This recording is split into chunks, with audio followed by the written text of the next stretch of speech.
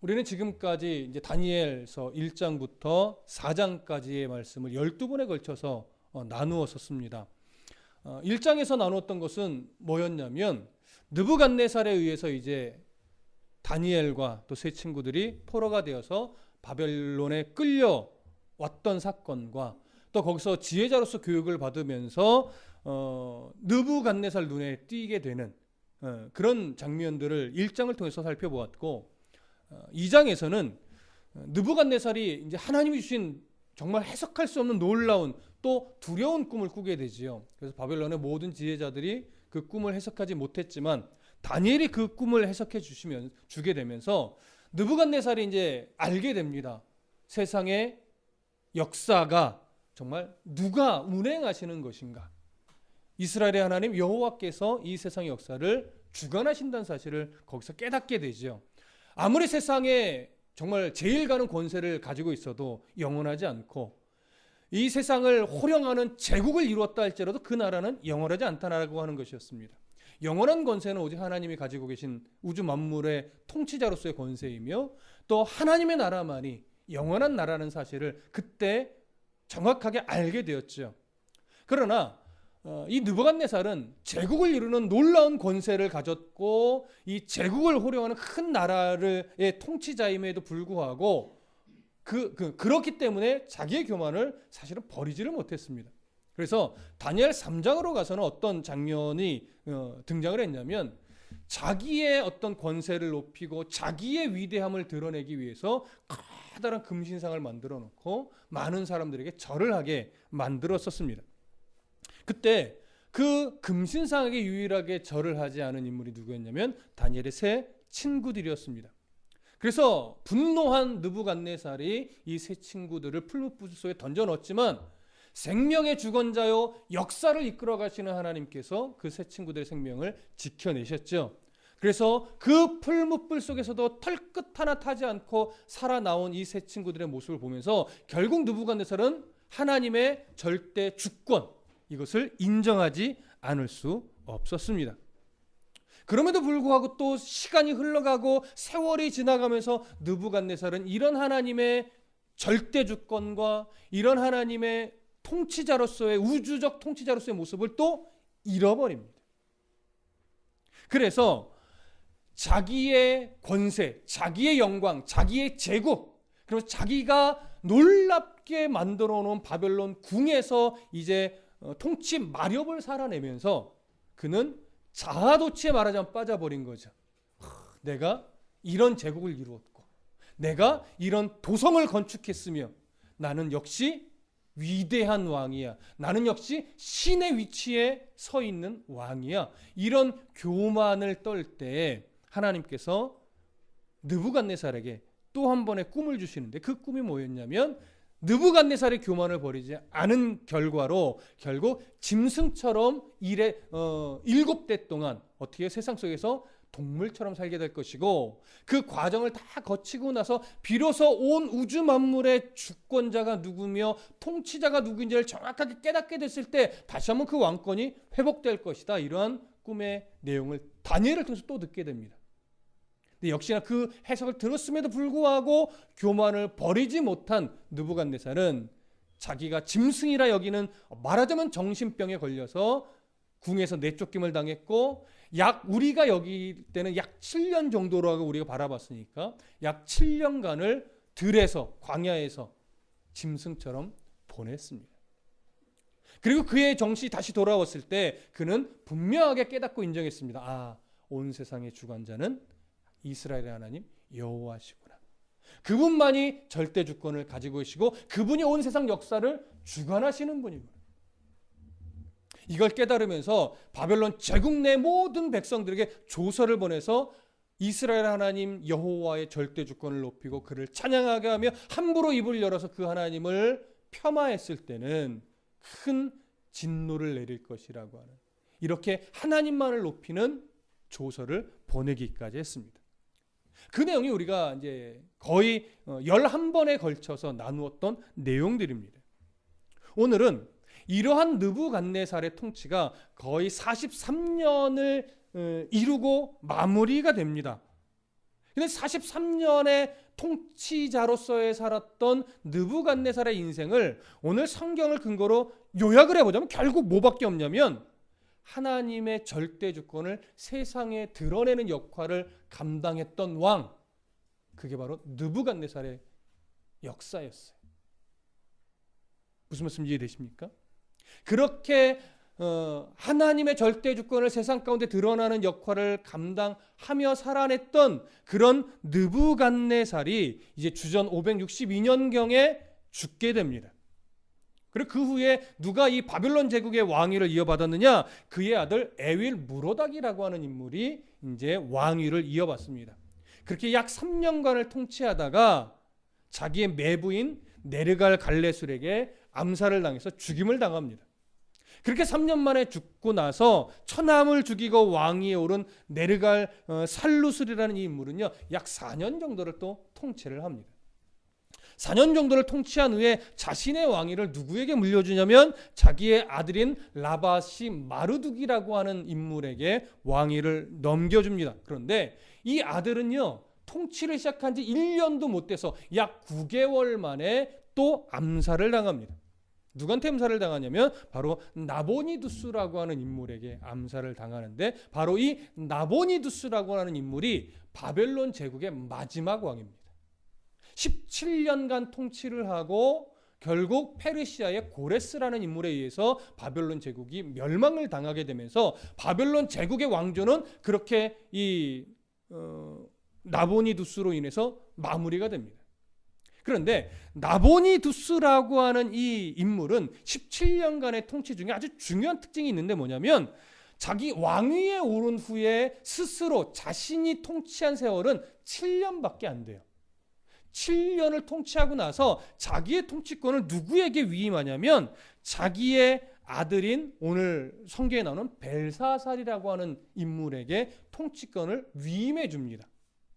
그리고 본인은 어디로 가냐면 달신 숭배 사상에 심취해 가지고, 말하자면 바벨론의 주신은 마르둑인데 마르둑을 섬기는 일을 내려놓고 이 달신을 숭배하려고 남쪽으로 약 800km 떨어진 데마라고 하는 곳으로 가요. 데마는 이제 당시로는 아라비아 지역인데 오늘날로 따지면 이곳이 사우디아라비아 정도 되는 곳입니다.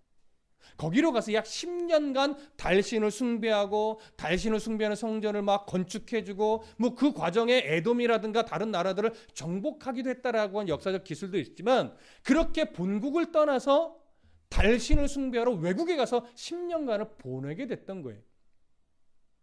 그러면 나머지 10년은 실제로는 통치를 누가 해요? 그의 아들 벨사살이 하는 거예요. 그러니까 벨사살은 법적인 왕이 아니라 그저 섭정을 하는 그저 대리 통치자일 뿐입니다. 그래서 바벨론 왕국의 그 어떤 역사적 문서에는 벨사살을 왕처럼 표현하는 부분이 거의 없어요. 그러니까 벨사살을 왕으로 표현한 것은 어떻게 보면 거의 성경에 유일하다라고 말할 정도입니다.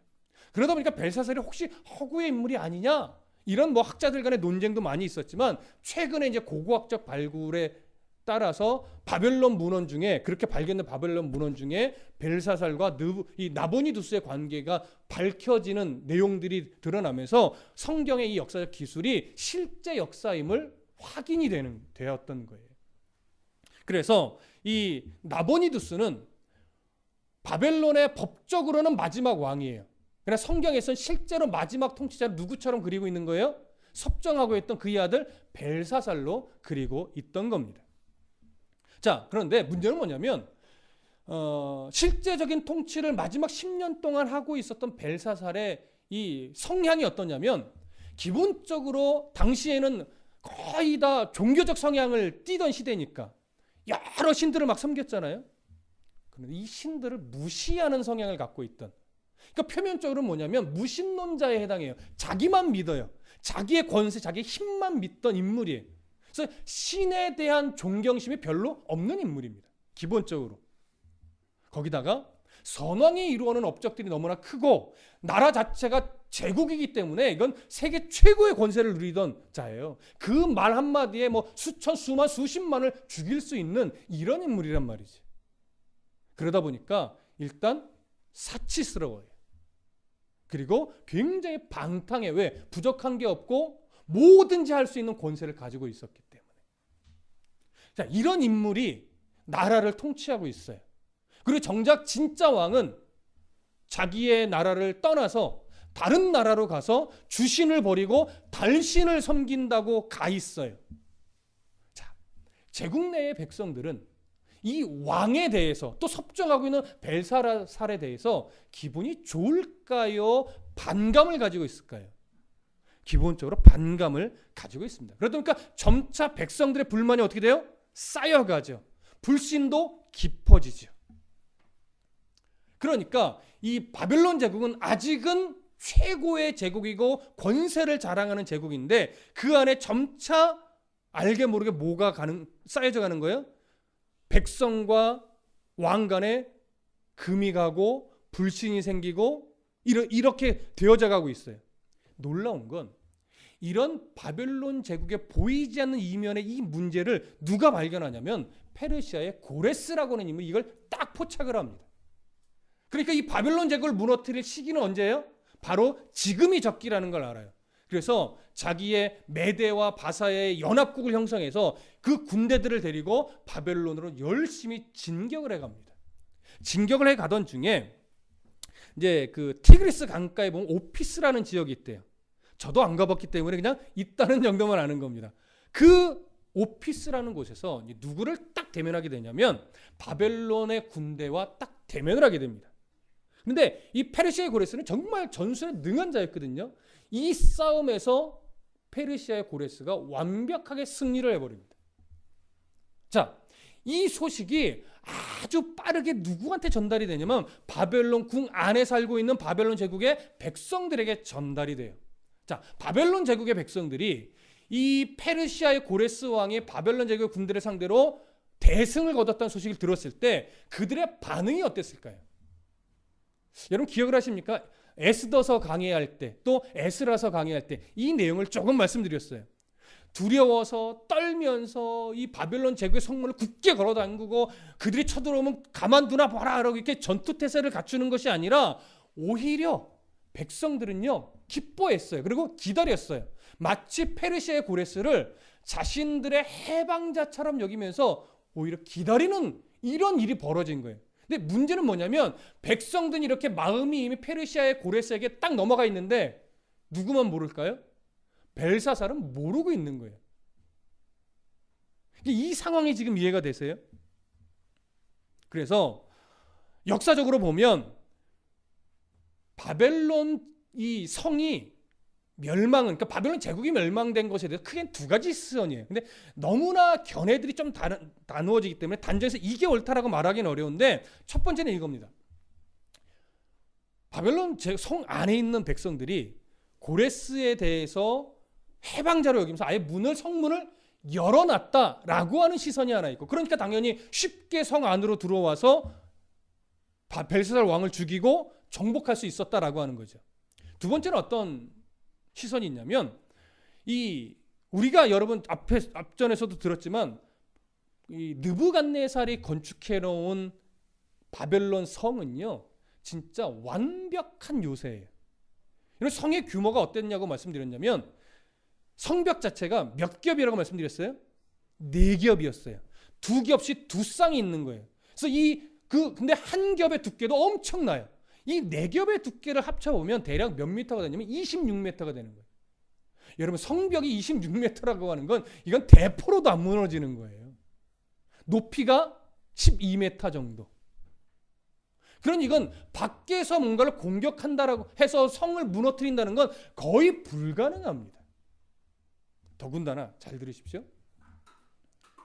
이 성은요 둘레가 몇 킬로냐면 27km 정도 돼요. 그러니까 이 성 안이 엄청나게 넓은데 얼마나 이 바벨론 성이 풍요롭냐면 비축해 놓은 이 양식만으로도 몇 년을 그 안에서만 견딜 수 있냐면 한 20년간은 버틸 수 있는 양이었대요. 이 역사적 자료에 근거하면. 또 이게 가능한 이유는 뭐냐면 유프라테스 강의 한 줄기 하나가 북쪽에서 남쪽으로 해서 이 성을 지나가요. 그러니까 물이 부족할까요? 안 부족할까요? 물이 풍부해요. 물이 많고 양식이 20년치가 있다는 얘기는 성문만 딱 걸어 잠그고 아무도 못 들어오게 하면 그 성을 정복할 수 있는 길이, 방법이 없다는 거예요. 근데 역사적인 자료에 보면 어떻게 이 고레스가 바벨론 성을 정복했다라고 하는 이야기가 한 가지 더 있냐면 성의 물줄기를요 틀어버린 거예요. 밖에서. 그러니까 물을 아예 없앨 수는 없는데 수위가 어떻게 될까요? 줄어져요. 수위가 줄어드니까 그 낮은 수위의 길을 타고 군사들이 들어갈 수 있었다라고 하는 내용이 있어요. 그렇게 들어갔는데 백성들이 함께 싸우자고 덤빈 것이 아니라 오히려 어떻게 반응했을까요? 환영하는 거예요. 그러니까 피 한 방울 흘리지 않고 벨사살 왕을 죽이고 바벨론 제국이 정복이 되는 거죠. 첫 번째 견해든 두 번째 견해든 결국 중요한 건 뭐냐면 백성들은 이미 고레스에 대해서 항복할 의사와 환영의 의사를 다 갖고 있었다라고 하는 것이고 이 사실을 누구만 몰라요? 벨사살 왕만 모르고 있는 거예요. 그래서 오늘 본문의 결론 한 주 내니까 두 주 내지는 세 주 정도 우리가 살펴보게 될 텐데 벨사살은 결국 그렇게 들어온 고레스에 의해 죽임을 당했다라고 하는 것이고 그래서 결국 이 바벨론은 멸망하고 페르시아 제국이 새롭게 시작이 되는 이 이야기의 그 마지막 과정 내용이 바로 오늘 5장입니다. 그럼 5장 1절을 보면 이제 그 멸망하기 직전에 벨사살 왕의 상태가 어땠는지를 보여주는 거예요. 1절 한번 보시죠. 함께 읽습니다. 시작. 벨사살 왕이 그의 귀족 1000명을 위하여 큰 잔치를 베풀고 그 1000명 앞에서 술을 마시니라. 자, 이건 지금 바벨론 성 안에 있는 궁에서 벌어지는 일인데 이 궁 안에서 벨사살 왕이 귀족 1000명을 모아서 그들을 위해서 엄청난 잔치를 벌이는 거예요. 그런데 이 잔치를 벌이는 시기가 어느 시기냐? 일단 느부갓네살 왕의 이 죽음 이후로 보면 대략 한 24년 정도가 흐른 뒤예요. 24년 정도 흐른 뒤지만 그뿐만이 아니라 지금 요 때가 어느 때냐면 고레스가 군대를 이끌고 오피스에서 바벨론 군대를 물리친 이후에 막 어떻게 하고 있는 거예요? 진격해 오고 있는 중이에요. 이 소식은 누구는 이 벨사살 왕이 모르지는 않았을 겁니다. 모르지는 않았을 텐데 그 진격해 오는 걸 별로 신경 안 쓰고 뭐에만 집중하고 있는 거예요? 잔치에만 집중하고 있는 거예요. 자, 그러면 벨사살 왕은요 지금 진격해 오고 있는 페르시아의 군대에 대한 방어에 대한 고민을 전혀 하지 않고 왜 잔치에만 집중하고 있었을까요? 그렇죠. 바로 좀 전에 설명드린 대로 바벨론 성의 완전한 요새와 같은 성만 믿고 있는 거예요. 니들이 아무리 공격하려면 공격해봐라. 이 성이 무너지나. 우리가 문만 걸어 잠그고 있으면 20년도 버틸 수 있어. 너희들은 왔다가 공격하려 왔다가 지풀에 지쳐서 가버릴걸? 그러니까 오히려 잔치를 통해서 뭘 보여주고 싶은 거냐면 바벨론 성의 완벽함과 자기의 권세는 무너지지 않는다라고 하는 사실을 오히려 잔치를 통해서 보여주는 거예요. 자, 이해가 되십니까? 자, 이런 상황 속에서 이제 이 벨사살이 얼마나 교만한 인물인가가 이제 점차 선명하게 드러나는데 2절부터 4절까지를 읽어보겠습니다. 시작. 벨사살이 술을 마실 때에 명하여 그의 부친 느부갓네살이 예루살렘 성전에서 탈취하여 온 금, 은 그릇을 가져오라고 명하였으니 이는 왕과 귀족들과 왕들과 후궁들이 다 그것으로 마시려 함이었더라. 이에 예루살렘 하나님의 전 성소 중에서 탈취하여 온 금그릇을 가져오매 왕이 그 귀족들과 왕후들과 후궁들과 더불어 그것으로 마시더라. 그들이 술을 마시고는 그 금, 은, 구리, 쇠, 나무, 돌로 만든 신들을 찬양하니라. 자, 벨사살이 지금 베푼 잔치의 모습에 대해서 설명하고 있는 그런 구절입니다. 여기서 먼저 우리가 정리해 봐야 될 게 뭐냐면 2절에 있는 느부갓네살에 대해서 벨사살과 느부갓네살의 관계에 대해서 이렇게 표현해요. 그의 부친 느부갓네살. 자, 느부갓네살이 벨사살의 아버지인가요? 아니죠. 그의 아버지가 누구라고 했냐면 제가 나보니두스라고 말씀드렸고 이미 그 앞에도 이미 몇 명의 왕이 있었습니다. 근데 왜 여기서 부친이라고 했느냐? 이 부친으로 번역된 히브리어가 아부라고 하는 단어인데 이 아부는 기본적으로는 아버지에게 쓰는 표현이긴 하지만 넓게는 선조들에 해당하는 조상에게도 해당할 수 있는 넓은 표현의 단어이기도 합니다.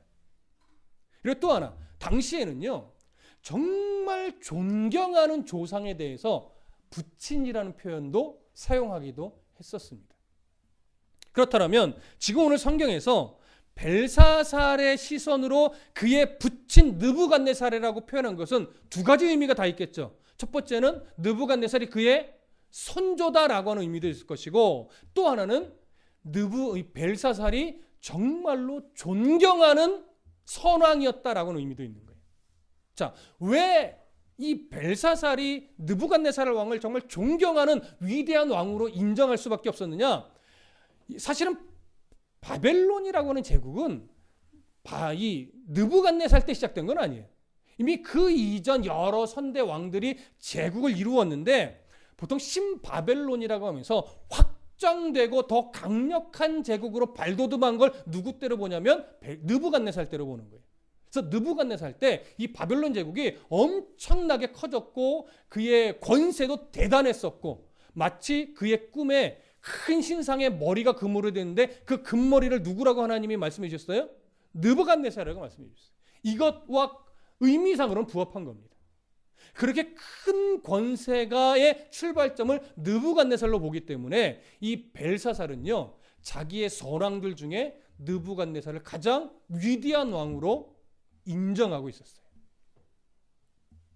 그래서 오늘 이 그의 부친이란 표현 안에는 벨사살이 느부갓네살을 얼마나 위대한 왕으로 인정했으며 얼마나 존경했었는지가 담겨 있는 거예요. 그래서 이 이해가 먼저 필요한 겁니다. 자, 이해되셨죠? 자, 그리고 나서 이제 내용을 살펴볼게요. 2절에 중간에 보시면 이렇게 되어 있습니다. 예루살렘 성전에서 탈취하여 온 금, 은 그릇을 가져오라 명하였으니 이는 왕과 귀족들과 왕후들과 후궁들이 다 그것으로 마시려 함이었더라. 자, 이 잔치에 1000명의 귀족들만 있는 것이 참여한 것이 아니라 또 누구도 참여했어요? 여기에 보니까 그러니까 귀족들 외에도 왕후들 또 후궁들 이들까지 다 참여했어요. 그러니까 이 후궁들 왕후들이 이 술자리에 참여한 이유는 뭘까요? 분위기를 더 확 띄우기 위함이지. 그리고 자신을 과시하기 위함이기도 합니다. 그런 이 자리에 후궁들하고 왕후들 중에 참석하지 않은 사람이 있을까요? 없을까요? 있을 수가 없지요. 왕후들, 후궁들 모두가 다 참여할 수밖에 없는 잔치 자리입니다. 그렇게 한참을 술을 마시며 유흥을 즐기던 이 자리에서 벨사살 왕이 이제 취기가 올라옵니다.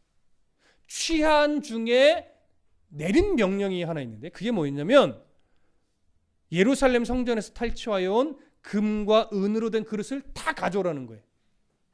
자, 예루살렘 성전에서 가져온 금과 은 그릇은 어떤 것들이죠?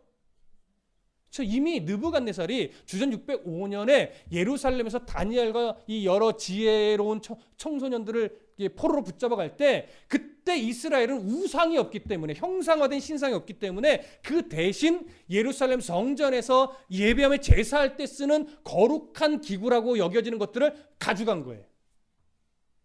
자, 그러면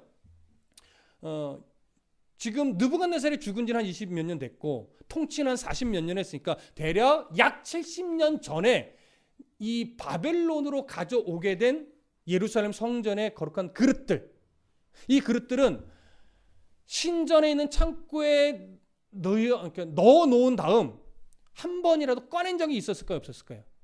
지금까지 한 번도 없었습니다. 그러면 그 성전의 그릇들이 꺼내어지지 않은 이유는 뭘까요? 그동안 느부갓네살이 중간중간 뭘 경험해요? 이스라엘의 하나님이 어떤 분인지를 경험해요. 그러다 보니까 그 성전의 그릇을 꺼내서 그걸로 무엇인가를 하려는 생각을 전혀 못합니다. 느부갓네살도 손을 대지 않았던 그릇이고 그 이후의 왕들은 뭐 계속 암살당했으니까 더 그럴 수도 없었겠지만 그 이후에도 이 성전의 그릇들은 아무도 손을 대지 않았어요. 근데 지금 누가 그것을 손을 대는 거예요? 그것에 벨사살 왕이 손을 대는 거예요. 근데 손을 대는 이유도 참 가관이에요. 그것으로 뭘 하려고? 술을 마시려고. 자, 그러면 이제 생각해야 돼요. 벨사살 왕은 왜 굳이 예루살렘 성전의 그 거룩한 그릇들을 가지고 오라고 명령해서 그것으로 술을 마시려고 한 걸까요? 술에 취하다 보니까 실수로? 그렇다면 성경에 기록할 이유가 굳이 없었겠죠. 벨사살은요, 중요한 특징을 하나 가지고 있는데 유독 여호와 하나님을 멸시했습니다. 다른 신들도 업신여겼지만 유독 이스라엘 하나님 여호와를 멸시했어요. 그리고 유대인을 무지하게 싫어했습니다. 실제로 유대인들의 기록에도 벨사살이 유난히 유대인들을 미워하여서 학대하고 곤고하게 고난받게 만들었다라고 하는 기록도 갖고 있을 정도예요. 그렇다면 벨사살은 왜 유대인들을 그렇게 미워하며 이스라엘 하나님을 그렇게 멸시했을까? 이 부분을 생각해 봐야 되겠죠. 그 힌트는 이겁니다. 좀 전에 제가 벨사살 왕이 존경했던 그리고 위대한 왕으로 인정했던 왕이 누구라고요? 선왕이 느부갓네살이라고요. 그런데 느부갓네살의 역사를 잘 훑어보니까 느부갓네살이 유일하게 넘어서지 못한 게 있어요. 그게 뭘까요? 이스라엘 하나님 여호와예요. 계속해서 이스라엘의 하나님 여호와 앞에 꺾여서 그러면서 그의 입술로 이스라엘 하나님을 찬양하며 이스라엘 하나님을 업신여기지 말라 이런 조서를 내린 거예요. 이걸 벨사살 왕이 알아요. 그 사실을 어떻게 알 수 있느냐? 여러분 성경을 한번 보겠습니다. 5장 22절. 5장 22절. 나중에 우리가 살펴볼 내용이지만 22절 한번 읽어보겠습니다. 시작. 벨사살이여 왕은 그의 아들이 되어서 이것을 다 알고도 아직도 마음을 낮추지 아니하고 이렇게 표현하죠. 왕은 그의 아들이 되어서 누구의 아들이란 얘기예요? 느부갓네살의 아들이란 이건 실제 혈육적인 아들을 얘기하는 것이 아니라 느부갓네살을 그렇게 위대한 왕으로 인정하고 존경하여서 그의 역사를 잘 알고 있으면서도 그의 역사 속에 일어났던 하나님이 어떤 하나님이었는지 정확하게 알고 있으면서도 마음을 어떻게 했다는 거예요? 겸손하게 안 했다라고 하는 거예요. 그 왜 겸손하게 안 했을까요?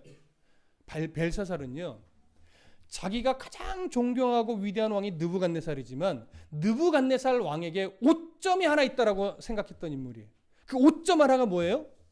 왜 비굴하게 이스라엘의 하나님 여호와에게 굴복했냐 이거예요. 왜 그 신 앞에 이렇게 자기의 연약함을 드러내고 진짜 연약한 사람이냐 그렇게 했냐 이거예요.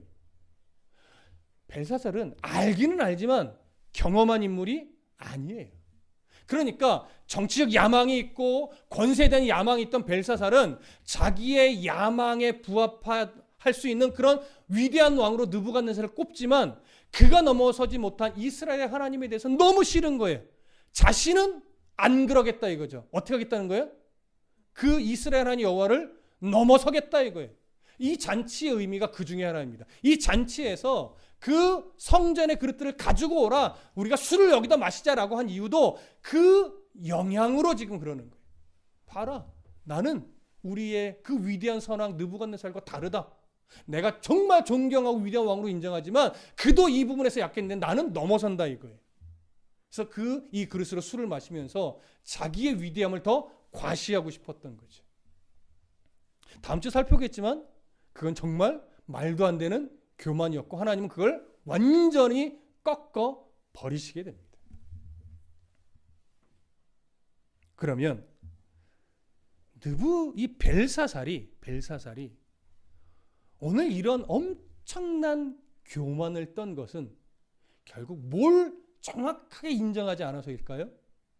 느부갓네살의 43년의 통치 기간 안에 있었던 하나님의 흔적들, 그를 겸손하게 만들었던 역사의 내용들, 느부갓네살이 왜 그렇게 이스라엘의 하나님을 인정할 수밖에 없었는지 이 사실을 정말 믿음으로 받아내지 못했기 때문입니다. 역사적인 사실을 머리로는 아는데 가슴으로는 인정하지 않으니까, 그 역사에서 드러난 하나님의 절대 주권을 인정하지 않으니까 결국은 어떻게 돼요? 이스라엘 하나님을 경멸하는, 무시하는 이런 행동으로 드러난 겁니다. 여러분, 세상에 우리나라의 안에도 이런 말이 있습니다. 신채 선생이 하신 말씀으로 알고 있는데, 세상에서도 역사를 잊은 민족에게는 뭐가 없다? 미래가 없다. 그렇죠? 다니엘서는 사실 결국 뭘 보여주는 거냐면 계속해서 증언하는 것이 이겁니다. 세상의 역사를 이끌어가는 주권자가 여호와 하나님이라는 사실을 분명하게 인정하지 않는 자에게는 미래가 있다 없다? 미래가 없다 이거예요. 벨사살의 어리석음은 단순하게 예루살렘 그 성전의 그릇으로 술을 마셨다라고 하는 것이 아니라 하나님의 절대 주권을 거절하고 대적하며 살아왔다라고 하는 거예요. 그러면서 절대 주권을 가지고 계신 하나님을 무시하고 멸시했다라고 하는 것이 사실은 그의 가장 어리석음입니다. 그렇다면 진정으로 어리석은 성도는 누구겠어요? 이 성도에게로 시선을 돌려보죠. 어떤 성도가 진짜 어리석은 성도일까요? 성경을 통해서 끊임없이 그러니까 하나님이 어떤 분인지를 듣고 배우면서도 세상 속에서는 결국 하나님이 없는 것처럼 살아가는 자. 이것이 정말 위험한 겁니다. 왜 하나님이 없는 것처럼 살아가는 것이 위험하냐? 잘 들으세요. 하나님이 없는 그 공간에는, 하나님이 없는 공간에는 아무것도 없이 비어있는 채로 있는 것이 아니라 그 공간에는 무엇인가가 항상 들어가게 돼 있어요. 하나님이 없는 자리에 쉽게 들어갈 수 있는 게 뭘까요? 결국 하나님이 싫어하는 가치관입니다. 때로는 악한 가치관이기도 합니다. 다양한 것이 있지만 결국은 하나님이 기뻐하는 것들이 그 안에 자리를 잡을 수는 없어요. 그래서 성경을 안다라고 하는 것은 뭐냐면 이게 이런 의미고 이런 인물은 몇 년도에 뭘 했고 이걸 아는 것이 성경을 아는 것이 아닙니다. 이걸 아는 것이 하나님을 아는 것이 아닙니다.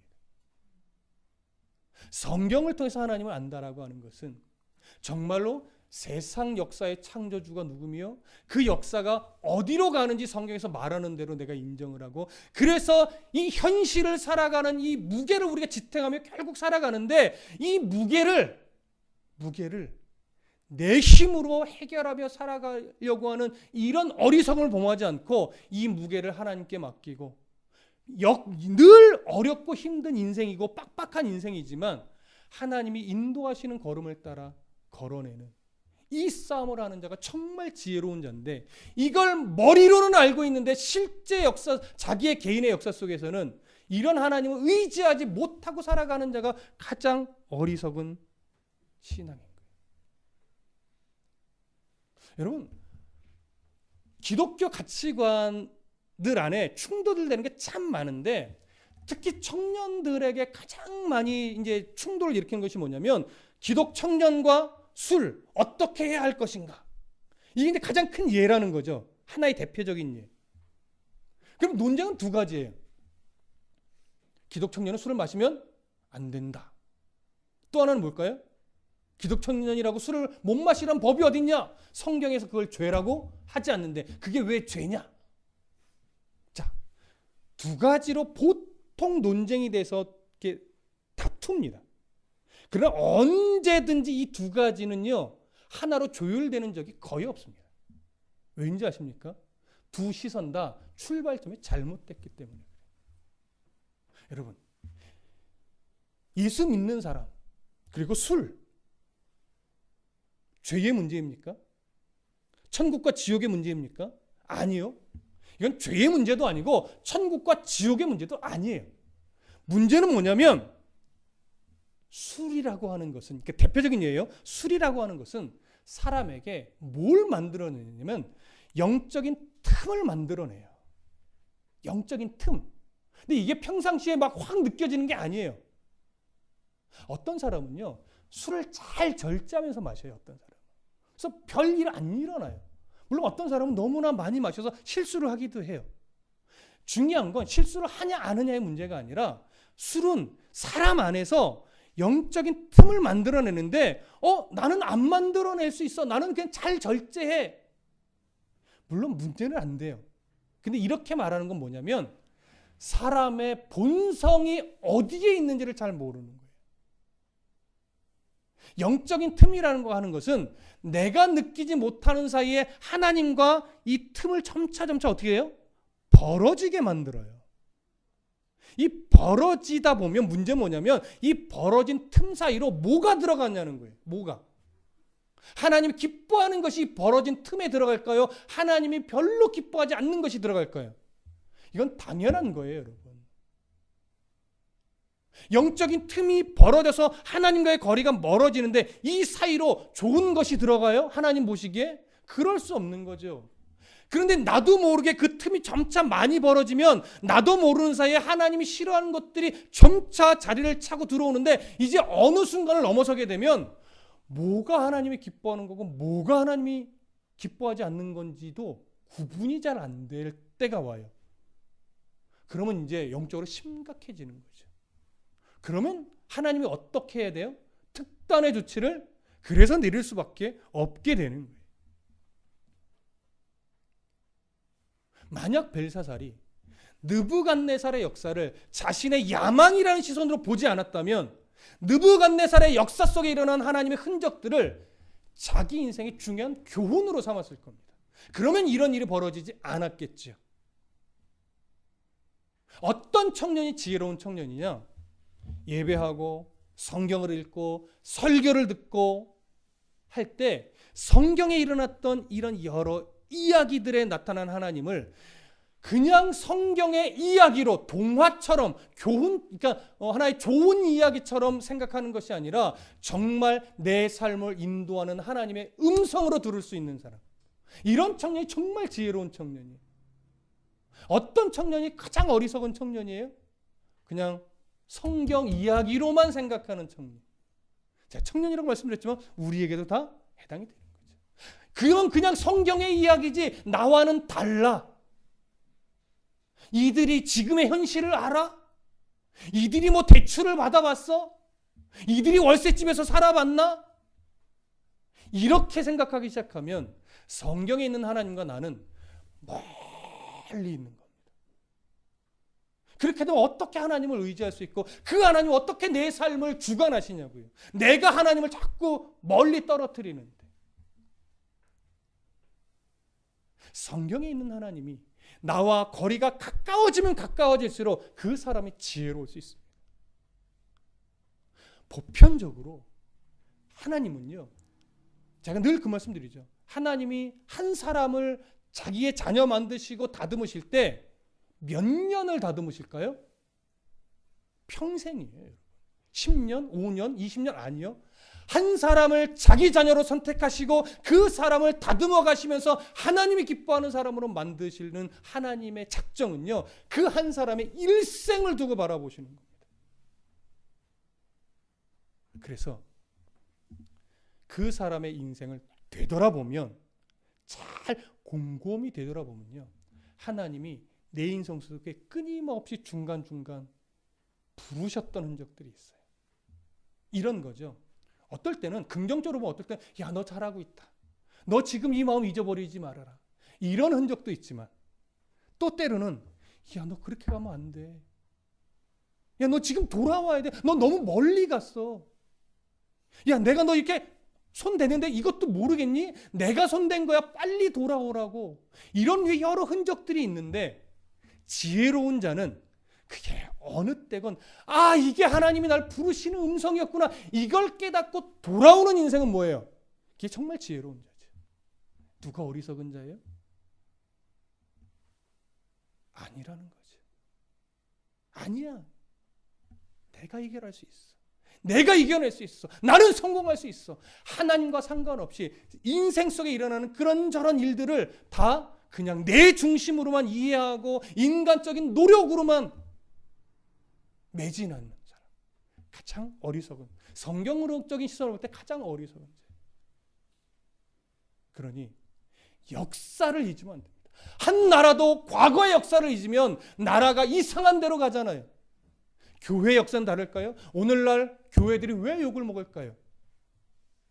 이 나라의 순교자의 피가 흘려지고 뿌려지고 교회가 말씀으로 회개 운동이 일어나며 말씀으로 진정한 부흥이 일어났던 1906년도에 그 시절의 순수한 복음의 열정을 다 잊어버렸기 때문에 그렇습니다.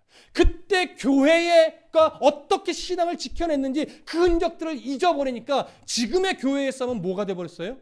얼마나 큰 교회를 만드는가, 얼마나 부자 교회가 되는가, 얼마나 세상에서 좀 힘께나 쓰는 성도들이 오는 교회로 만들 것인가, 이런 싸움만 하고 있으니까 교회가 덩치는 커져도 뭐가 없습니까?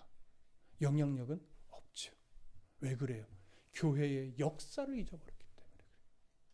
오늘날과 같이 목사들이 많이 변질된 시대가 없었을 겁니다. 예전에도 있었지만 오늘날은 정말 너무나 많은 목회자가 변질돼 있고 저 또한 변질될까 봐 두려운 사람 중에 하나입니다. 근데 왜 목사들이 이렇게 많이 변질될까요? 순수할 때, 복음으로 순수할 때의 하나님의 마음, 그리고 복음으로 순수할 때 나를 일으켜 세우며 교회를 세우며 목회를 하게 하셨던 그 하나님의 흔적들을 잊어버리고 이제 규모가 커지고 이름이 좀 나고 하니까 점차 그 모든 흔적들이 하나님의 도우심과 은혜가 아니라 누구의 힘으로 이루어낸 업적이 되어버렸어요? 내 힘으로 이루어낸 업적이 되어버렸어요. 그래서 목사도 변질되고 목사가 자꾸 세상 가운데 넘어지며 지탄의 대상이 되는 거예요. 그럼 성도는 다를까요? 개인의 역사를 돌아보십시오. 끝내 하나님 앞에 겸손한 성도가 부자가 되는 것이 아니라 하나님 안에서 은혜의 영적 풍요함을 누리는 겁니다. 여러분, 주일 설교 요한복음 강의를 준비하다가 이제 원고도 거의 다 썼는데 후반부에 이런 이야기를 제가 원고에 좀 썼어요. 뭐냐면 우리는 분명히 나를 구원해 주신 하나님은 인정하고 살아가요. 그러면서 성경은 이 약속을 해요. 구원의 문으로 들어간 성도는 들어가며 나오며 하나님이 주시는 풍성한 꼴을 먹으며 누린다. 그런데 여러분 잘 들어보세요. 여러분 정말 이 현실을 살아갈 때 구원받은 백성으로서 나를 풍요롭게 해주는 그 복에 대해서는 인정하십니까? 우리는 당연히 아멘 해야 돼요. 그리고 많이 아멘 할 거예요. 근데 대부분 아멘을 잘 못해요. 왠지 아십니까? 실제로는 현실이 어렵거든요. 여전히 현실은 팍팍하거든요. 세상살이가 녹록하지 않잖아요. 그러니까 구원의 은혜는 알고 인정하고 감사하는데 구원받은 백성이 누리는 이 복의 풍성함은 잘 공감이 안 되는 거예요. 지금 어려우니까. 왜 그럴까요? 왜 공감이 안 될까요? 성경에서 말하는 복에 대한 이해가 다르기 때문에 그래요. 우리가 기대하는 하나님이 주신 복의 이해는 뭐냐면 주를 잘 믿어서 이 땅에서도 잘 되는 것이 복이다, 형통이다 이렇게 이해하는데 성경은 그걸 복이라고 말하지 않아요. 시편 23편 너무나 유명한 이 푸른 초장에 관한 시의 내용에 보면 목자가 양에게 풍성하고 영양가가 풍성한 꼴을 먹이기 위해서 어디로 데려갈까요? 당연히 푸른 초장으로 데려가는데 그 푸른 초장이 어디에 있냐면 험한 사망의 음침한 골짜기를 넘어가야 있는 거예요. 그러니까 목자는 위험한 낭떠러지가 가득하고 맹수의 위험이 득실하고 가시덤불이 많아서 상처가 일어날 수밖에 없는 이런 길투성이인 이 사망의 음침한 골짜기를 데려갈 수밖에 없어요. 왜? 거길 넘어가야 푸른 초장이 있으니까. 그래서 상처가 나더라도 거길 데려가요. 맹수의 공격으로 물려 찢기더라도 거기를 데려가요. 혹여나 낭떠러지에 떨어질 위험이 있음에도 데려가요.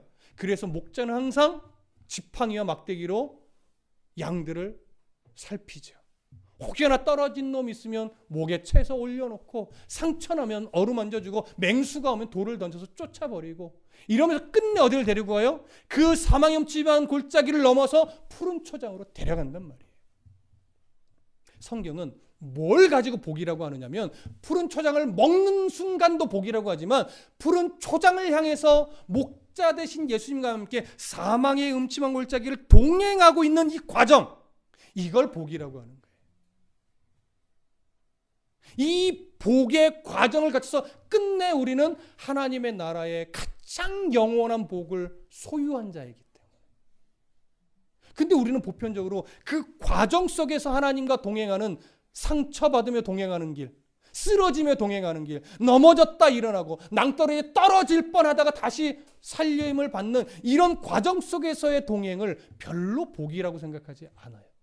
근데 성경은요, 여러분, 거의 처음부터 끝까지 성도에게 주어지는 복은 목자로서 양을 지켜내는 과정 속에서 느끼는 하나님, 경험하는 하나님, 그 하나님 때문에 내 마음이 든든해지는 이 경험, 그래서 세상이 무서워지지 않는 이걸 복이라고 하는 겁니다. 여러분, 세상은 우리에게 호락호락하게 모든 걸 주지 않습니다. 하나님도 그걸 압니다. 그래서 세상은 우리에게는 나그네라고 성경에 끊임없이 가르치는 겁니다. 그러니 나그네의 인생을 살아가는 이 세상에 목을 매지 말라는 거예요.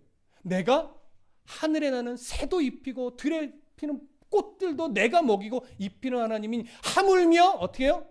너희일까 보냐.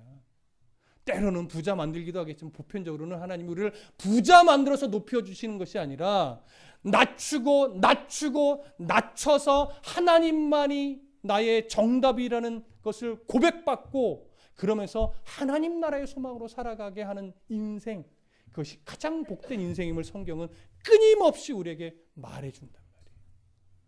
우리가 배워야 될 복의 개념, 우리가 배워야 될 가장 큰 지혜는 바로 이것입니다.